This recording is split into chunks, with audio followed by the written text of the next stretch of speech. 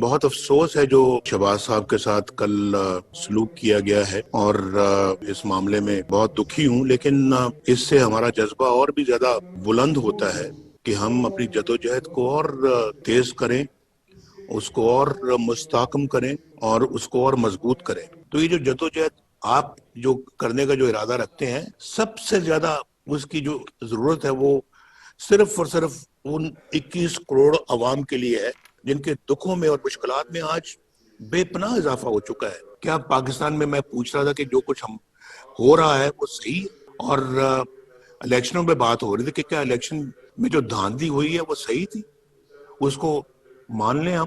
میرا تو ضمیر اس کو قبول نہیں کرتا۔ اسی پہ بات پہ میں نے کہا تھا کہ سیاست اور نو سیاست، کوئی انسان کا ضمیر بھی ہوتا ہے، کوئی انسان کی سیلف رسپیکٹ بھی ہوتی ہے۔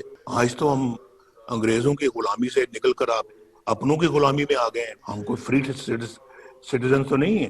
آج جس پارلیمنٹ کے ممبر ہم بنے ہوئے ہیں، وہ پارلیمنٹ کتنی خود مختار ہے۔ مجھے لوگوں سے پتہ لگتا رہتا ہے کہ وہاں اس پارلیمنٹ کو کوئی اور چلا رہا ہے۔ وہاں پھر جو ہے نا وہ دوسرے لوگ ہیں جو آ کے یہ ڈائریکشنز دیتے ہیں کہ جناب آج ایجنڈا یہ ہوگا، اور آج اس بل پہ یہ ووٹنگ ہوگی، اور فلاں کل یہ ہوگا، کمیٹی فلاں بل کو منظور کرے، فلاں بل کو دیکھے۔ یہ ہماری تو اسمبلی بھی اب معاف کیجئے گا کمپرومائزڈ۔ ہماری عدالتوں کا آپ نے دیکھ لیا حال۔ جو محمد مشیر صاحب کی جو کورٹ تھی، وہ کردل صاحب وہاں سے نکل رہے ہیں۔ جرنلسٹ نے اپنا ان سے پوچھ لیا کہ جناب آپ یہاں کیا کرنے آئے تھے، آپ یہاں پر کس کو ملے ہیں، اور ہمیں بھی اجازت دے دیں کہ ہم بھی جج صاحب کو مل سکیں۔ اور وہ کتاب سے وہ منہ چھپا رہا ہے اپنا۔ کیا ضرورت تھی چھپانے کی؟ اگر دل میں چور نہیں تھا، دل میں چور تھا تو منہ چھپایا نا۔ بات کرنے کی، جواب دینے کی ہمت نہیں تھی، کیونکہ سوال صحیح پوچھے جا رہے تھے۔ تو اس طرح سے یہ پہ صحیح ہے۔ ملک ارشد صاحب جو کہہ گئے ہیں، ایڈمٹ کر گئے ہیں کہ میں نے انڈر پریشر جو ہے نا یہ فیصلہ سنایا ہے، اور جج کو تو فارغ کر دیا ہے، وہ ڈسمس ہو گیا ہے، فیصلہ برقرار ہے۔ میں اس معاملے میں بالکل جو ہے وہ یہ رائے رکھتا ہوں کہ سابقہ ڈی جی آئی سے ہی تھے ظہیر الاسلام صاحب، انہوں نے جناب کہا کہ جی نواز شریف صاحب آپ استعفیٰ دے دیں، پیغام بھیجا، اور آپ گھر چلے جائیں۔ اور یہ دھرنوں کے دوران کی بات ہے، دھرنوں کی اس پیریڈ کی بات ہے کہ جی I should step down and go home. تو یہ مجھے بتائیں یہ صحیح ہے؟ مجھے آگے یہ پیغام ملتا ہے in the middle of the night, اور ساتھ میں یہ بھی کہ جی اگر آپ نہیں کریں گے تو پھر نتائج بھگتنے پڑیں گے، ماشاءاللہ بھی لگ جائے گا۔ تو میں نے کہا کہ اچھا بھی جو ہونا ہے وہ ہو جائے، آپ نے جو کرنا ہے وہ کر لیں، لیکن میں اس طرح سے سٹیپ ڈاؤن کرنے والا نہیں ہوں، میں استعفیٰ نہیں دوں گا۔ تو مجھے آپ بتائیے، ذرا سوچیں کہ پھر یہ سب صحیح۔ دوسرا یہ دیکھیں کہ یہاں پہ بیان دیا جاتا ہے کہ جرنیل فوج کا سیاست میں کوئی کردار نہیں ہے، اور فوج جو ہے وہ سیاست میں کوئی حصہ نہیں لیتی، تو کوئی مداخلت نہیں کرتی۔ تو پھر مولانا غفور حیدری صاحب نے جو کہا کہ مجھے جنرل باجوہ نے بلایا، چیف آف آرمی سٹاف نے مجھے بلایا، اور مجھے کہا کہ جی آپ یہ دھرنا بند کریں، ہم جو نواز شریف کے خلاف کر رہے ہیں آپ اس کے مداخلت نہ کریں۔ پھر یہ تو کون سی سیاست رہے گی جس میں آپ مداخلت نہیں کر رہے؟ اور آپ کیوں نواز شریف کے خلاف کوئی ایکشن لے رہے ہیں یا کوئی کاروائی کر رہے ہیں؟ ذرا مجھے پتہ لگنا چاہیے اس بات کا۔ تو کیوں کر رہے ہیں؟ آپ کا تو یہ کام بھی نہیں ہے، آپ کا تو یہ پیشہ ہی نہیں ہے۔ تو آپ یعنی کہ کیوں آپ نے پھر یہ بات ان سے کہی؟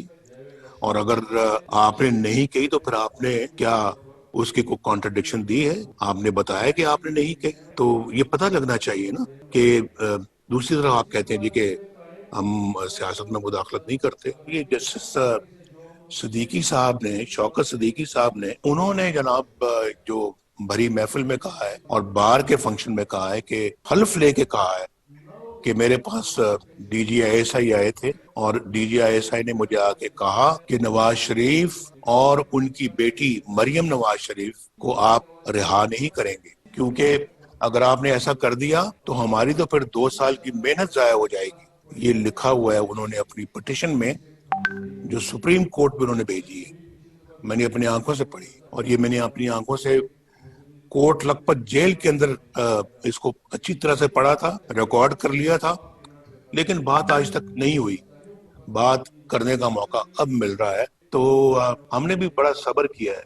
हमने बहुत जो है ना वो ये वक्त सब्र शुक्र के साथ गुजारा है, लेकिन फिर बात करने का एक वक्त आता है भाई, और फिर जो है ना वो एक वक्त आता है जब एक टर्निंग पॉइंट आता है। फिर तो वो टर्निंग पॉइंट अब आया है, तो अब मैं समझता हूँ कि ये नाकाबिले कबूल चीजें हैं। आप मुझे बताएं कौन सी 2 साल की मेहनत है जो आपने की थी नवाज शरीफ के खिलाफ, और जो आपने कहा कि हमारी 2 साल की मेहनत जाया हो जाएगी अगर नवाज शरीफ को और मरियम को छोड़ दिया। इलेक्शन से पहले मुझे भी अंदर कर दिया, मरियम को भी अंदर कर दिया, इलेक्शन में धांधली कर दी। ये सब कुछ कौन कर रहा था? अभी तो शायद खजान अब्बासी साहब की गवर्नमेंट खत्म हुई थी, केयर टेकर गवर्नमेंट थी, केयर टेकर गवर्नमेंट कर रही थी या केयर टेकर गवर्नमेंट के पीछे कोई और कर रहा था? मैं पहले भी कह चुका हूं कि मैंने कहा ये इन सब चीजों का एक दिन हिसाब देना पड़ेगा, और वो दिन आएगा, वो ज्यादा दूर भी नहीं है, देना पड़ेगा हिसाब।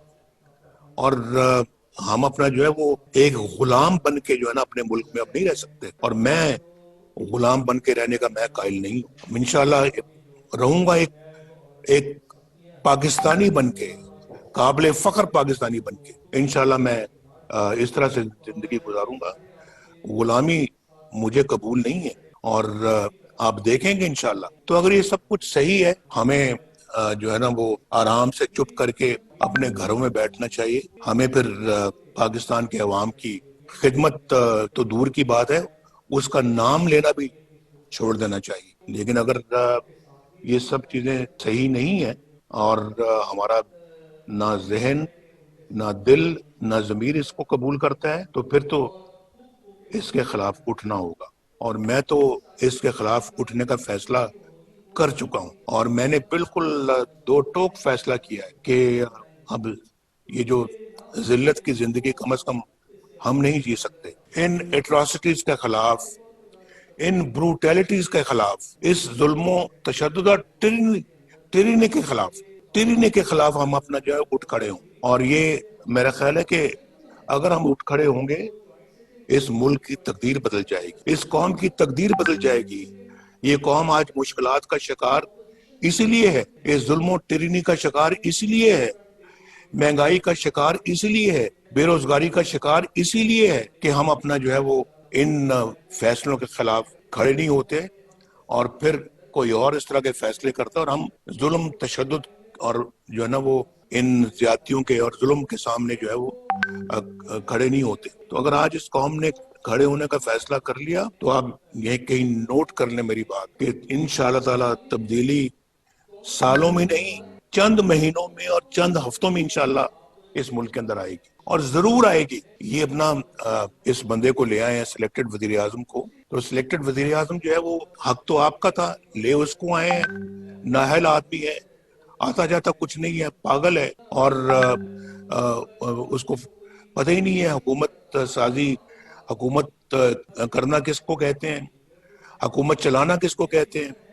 और उस बंदे को तो कोई इस शऊर ही नहीं है, तो खाली है उसका जहन। तो उस बंदे को ले आए हैं, और अब पछता तो रहे होंगे कि लाए भी तो हम किस बंदे को लेके आए हैं, लेकिन अब आप लाए, आप ही को जवाब देना होगा।